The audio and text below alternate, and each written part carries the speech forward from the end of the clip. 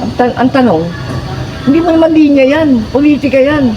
Ang tao, ewan ko, pag nanalo yan ako, putang ina yan, baka, napaka-ignorante na ng tao. Sana all.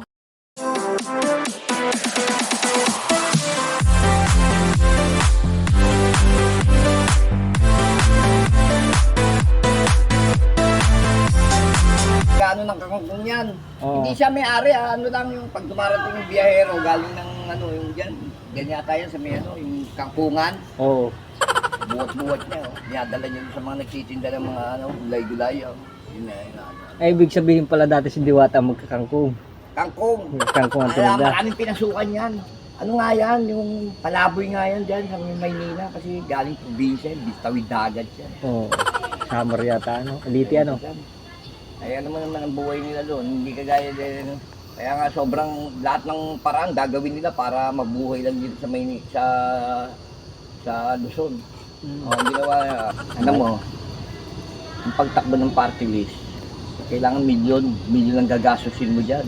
Oo. Kasi hindi kagaya ng LGU yan, kung ano lang nasasakupan mo. Oo. Ayan, nationwide yan, buong Pilipinas yan. Ang tanong, hindi mo naman linya yan, politika yan. Ang tao, ewan ko, pag nanalo yan ako, putang ina yan, baka, napaka-ignorante na ng tao.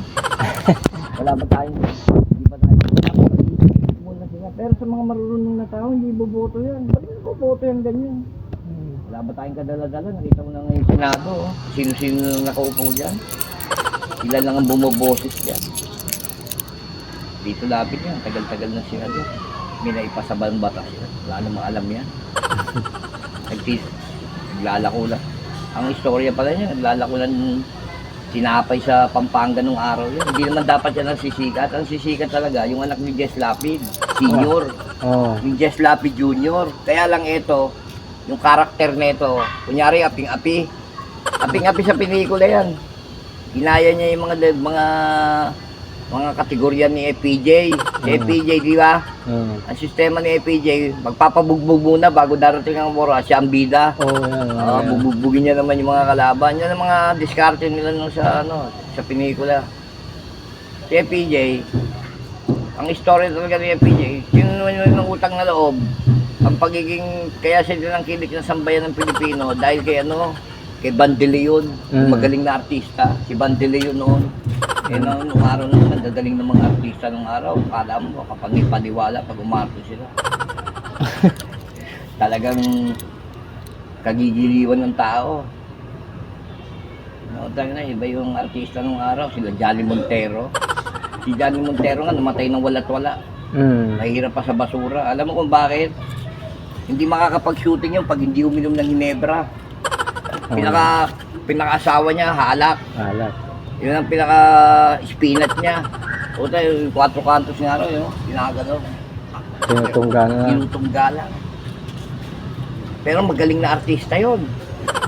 Magaling yun sa fencing, espadahan. Eh, nung araw ang mga mga uso-uso nung araw sa mga showbiz nung araw. Kaya kagaya nila Nora Honor. Nung araw naman, masikat pa si Nora Honor kaysa kay Vilma Santos. Kaya lang, hindi ginamit ang ulo. Lalo dun sa pumatod yung kay Richard Mert. Eh si Richard Mert, addictus yun. Eh puta, ano ba dudulot sa kanya kabutihan? Kaya ngayon, hirap siya. Punta lang Amerika, naglako yata ng kasirola sa Amerika. Biro mo, superstar ka. May bahay ka sa Green Hills. So. Nung araw inabutan ko pa nung araw. Pag si Nora, pinintasan mo, aawayin ka ng mga Noranyan. Pag sinabihan mo si Nora, unano, ulikba, maitim pa sa uling. Eh si Nora, saan ba nakuha yan? Eh, di ba nagtitinda lang ng tubig yan sa Trambia? Tubig lang talaga yung ice water. Yan ang hanap buhay niya. Nagtitinda ng araw sa yan, sa tren yan, sa Bicol. Eh maganda boses. Binigyan ng alam mo naman dito. Kaya lang, pag binigyan ka ng, pag binigyan ka ng talento na nasa itaas, pakalagaan mo. Bigyan mo ng pagpapahalaga.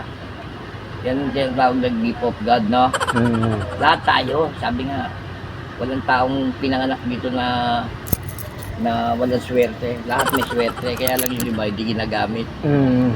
Binabaliwala lang. Yung iba, sobrang kumpiyansa sa sarili.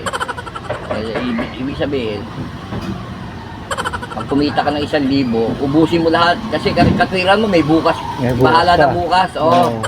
Ba't talaga sabi ko nga, dalawa lang ang kaaway ng tao. Yung sarili natin, saka yung panahon. Ano yung panahon? Matanda ang tao, kakaedad, humihina, no?